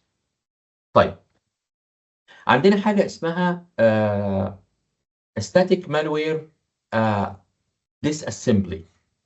ودي دايما اي حد في الفيلد اول ما تقول له او تكلمه عن المالوير اناليسيس، انا واثق من اول محاضره او من اول النص الثاني، اول انت ما سمعت كلمه مالوير اناليسيس اول حاجه جت في بالك ايه؟ ديس اسمبلي. وهي طبيعي يعني it makes sense، بس هي مش لوحدها. ديس اسمبلي احنا بنفكك الباينري كود، بس هي الديس اسمبلي مش جايه من الديس اسمبل، هي الحقيقه مرتبطه بالاسمبلي كود انستراكشنز والاسمبلي لانجوج او الاسمبلي كود اللي انت اخدتها مع الماشين ايه، اللي انت درستها مع الماشين لانجوج. برنامج زي اي دي اي برو، هو ويندوز لينكس ماك ايا كان، ديس اسمبلر اند ديباجر، بيديباج ثرو الانستراكشنز، لان هو في الاول وفي الاخر في انستراكشنز مكتوبه. هو بيعمل ديباجنج وبيعمل فانكشن تريسنج، وانت شايفه جرافيكال يوزر انترفيس، وبيريد رايت وبيكسكيوت التريسنج فيتشرز. التريسنج فيتشرز اللي اوريدي مكتوبه جوه الايه، داخل المالوير. هو بقى according او based on the reconstructed assembly code بتقدر تفهم البروجرام لوجيك هو بيعمل ايه، تقدر to recognize. ليه؟ لان كل الانستراكشنز موجوده هنا قدامك. ما احنا نزلنا لايه؟ نزلنا على الاسمبلي كود، فكل الانستراكشنز هتبقى موجوده قدامك، هتقدر ايه؟ تفهم اي ديباجر مثلا، اولي ديباجر. عندنا هنا نوعين من التولز، ديس اسمبلرز وديباجرز. مثلا الاي دي اي برو بيقوم بالاثنين، الجدرا او الغدرا بيقوم بالاثنين، ريدر بيقوم بالاثنين، اولي دي بي جي بيقوم بالاثنين، وين دي بي جي بيقوم بالاثنين. بيعمل ايه؟ بيديس اسمبل الايه؟ المالوير. افتكر كويس، دي ستاتيك اناليسيس، عملنا التست بيد من الاول خالص، عملنا الفيرتشوال ماشين، وعملناها هوست اونلي نتورك انترفيس كارد علشان يبقى دي معزول، اوكي. وعملنا كوبي للمالوير، وبنبدا نعمل كل التولز اللي احنا شايفينها دي. مين فيهم هينجح؟ انا محتاج كل دول. فايل فينجر برينتنج، خلاص كل ده ستاتيك اناليسيس. هعمل فايل فينجر برينتنج، ان انا بعمل ايه؟ ان انا بعمل هاشنج للفايلز واشوف اي تشينجز حصلت، يبقى انا كده فهمت التشينجز اللي ايه بيعملها المالوير. اونلاين سكاننج ولوكال سكاننج على الانتي فيروس بتاعي او على فيروس توتال. فيروس توتال اديله اعطيه اي انفكتد فايل وجرب كده. اي انفكتد فايل هيعمل لك عنه ديب ثورو اناليسيس، بس ستاتيك اناليسيس. ودي كلها تولز. عندي كمان السترينج سيرش، واتكلمنا السترينج، قلنا السترينجز دي كومبوننت داخليه وبتكومينيكيت مع اوتسايد بيعطيك عنها. اتكلمنا عن الباكينج، ودي من اخطر الحاجات اللي لازم ابص عليها، الباكينج والابفيوسكيشن. ايه هي الباكينج؟ انه بيعمل كومبريسنج وبيباك، بيستخدم اي باكر او اي بيكر علشان ايه؟ يضغط ملفات مع بعض. يضغط ايه؟ يضغط ملفات مع بعض بحيث انه يعمل ايه؟ الابفيسكيشن اللي هو الهايدنج، تو هايد something جوه حاجه. وشفنا التولز مع بعض، واتكلمنا عن البي اي، البورتابل اكسكيوتابلز، وقلنا البورتابل اكسكيوتابلز دي انواع كتيره، ممكن يكون تكست، ممكن تكون دوت تي اكس تي، دوت داتا، دوت ار داتا اللي هي ريموت داتا، دوت ريسورسز. ودي كلها بورتابل اكسكيوتابلز. ودي اكسكيوتابلز اكتيف كنترولز، او اكتيف اكس يعني. دي كلها فايلز اساسيه جوه الويندوز. وات يو كول ات المالوير لما بيروح يعلم، لما بيروح بيشتغل على دول اوف كورس. لما بيروح يشتغل ويعدل هيعدل على الاكس اي او الدي ال ال او الاكتيف اكس كنترولز. فده بيبقى عباره عن ايه؟ سكانر بتعمل ايه؟ بتكستراكت التولز وبتعمل له سكاننج. الفايل ديبندنسيز اتكلمنا عنها وقلنا من اهم الديبندنسيز اللي عندي الدي ال ال فايلز والدايناميك لايبراري لينكس بتاعتها والمالوير ديس اسمبلي. وقلنا هنا هو بيعمل ايه؟ it disassembles the binary code and analyze the assembly code instructions من تحت خالص، من على الماشين ليفل او من على الماشين ايه؟ من على الماشين كود، ويضعه لي في الجرافيكال يوزر انترفيس زي كده. واقدر اعمل ايه؟ اريفرس الماشين كود للاسمبلي لانجوج. خلاص. وهو هنا يعتبر يعني ديباجر بيزد على الريكونستراكتد اسمبلي كود. ما احنا خدنا الماشين كود حولناها لاسمبلي كود. تقدر تشوف انت الماشين كود عايز اقراها فبحولها لاسمبلي كود. تقدر تقرا بقى ايه؟ تقدر تقرا البروجرام عاوز ايه، اللوجيك بتاعه، علشان تو ريكوجنايز وتفهم البوتنشال ثريت او الفانكشناليتي بتاعته. هو عاوز يعمل ايه بالظبط. دي المايكروسوفت. هنا بنتكلم عن الاكسكيوتابل. عندي نوع تاني اللي هو على بيشتغل مع الماكنتوش او الماك اوبريتنج سيستم. الاكسكيوتابل اسمه ماك او. خلاص. واحده من الاكسكيوتابل فورماتس بتاعت الاي او اس، وهي شبه البورتابل اكسكيوتابل بتاعتنا هنا، من الكومبوننتس المهمه قوي. نفس السكاننج ونفس الاناليسيس. هنستخدم ماك اللي هي بس بسي اتش او باينريز، او ريفرس انجينيرنج ماك او باينريز. فنفس اللي احنا عملناه على الويندوز هنعمله على الايه؟ على الماكنتوش.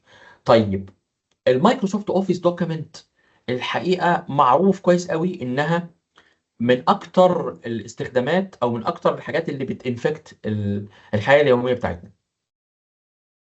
فالماكروز اللي هي دايناميك كومبوننتس جوه مثلا ملفات زي مايكروسوفت اكسل، زي اسمه ايه الداتابيزز بتاعت مايكروسوفت.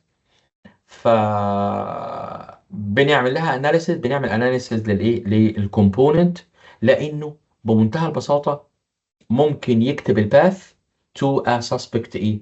suspect document بشكل عام. الفايندنج الماكروز عندنا تولز فور اكزامبل الفيجوال بيسك كيوردز فور اكزامبل. والفيجوال بيسك الفيجوال بيسك از ماكرو بنعمل ماكروز، بنعمل سكريبتس بالفيجوال بيسك وتبقى امبيدد داخل ايه؟ انسايد المايكروسوفت دوكيومنتس. بصوا احنا يعني احنا almost done for today. كنت عاوز اعمل شويه فيرتشوال ماشينز. حاولوا. انا النهارده انا خلاص، انا كده خلاص يعتبر خلصنا المحاضره النهارده. المره الجايه ان شاء الله هنعمل فيرتشوال لابس. ماشي. هنكمل الدايناميك وهنعمل فيرتشوال لابس. وعاوز منكم ان شاء الله على ما نتقابل يوم السبت ان شاء الله تكونوا اشتغلتوا على يو سيرتيفاي. مشي ايدك كده، حاجات سهله قوي قوي. يعني شويه فيرتشوال لابس سهله جدا. اشتغل عليهم لغايه ما ايه؟ نتقابل يوم السبت ان شاء الله. دي في اي اسئله قبل ما نقفل او في اي حاجه محتاجين تعرفوها؟ طيب.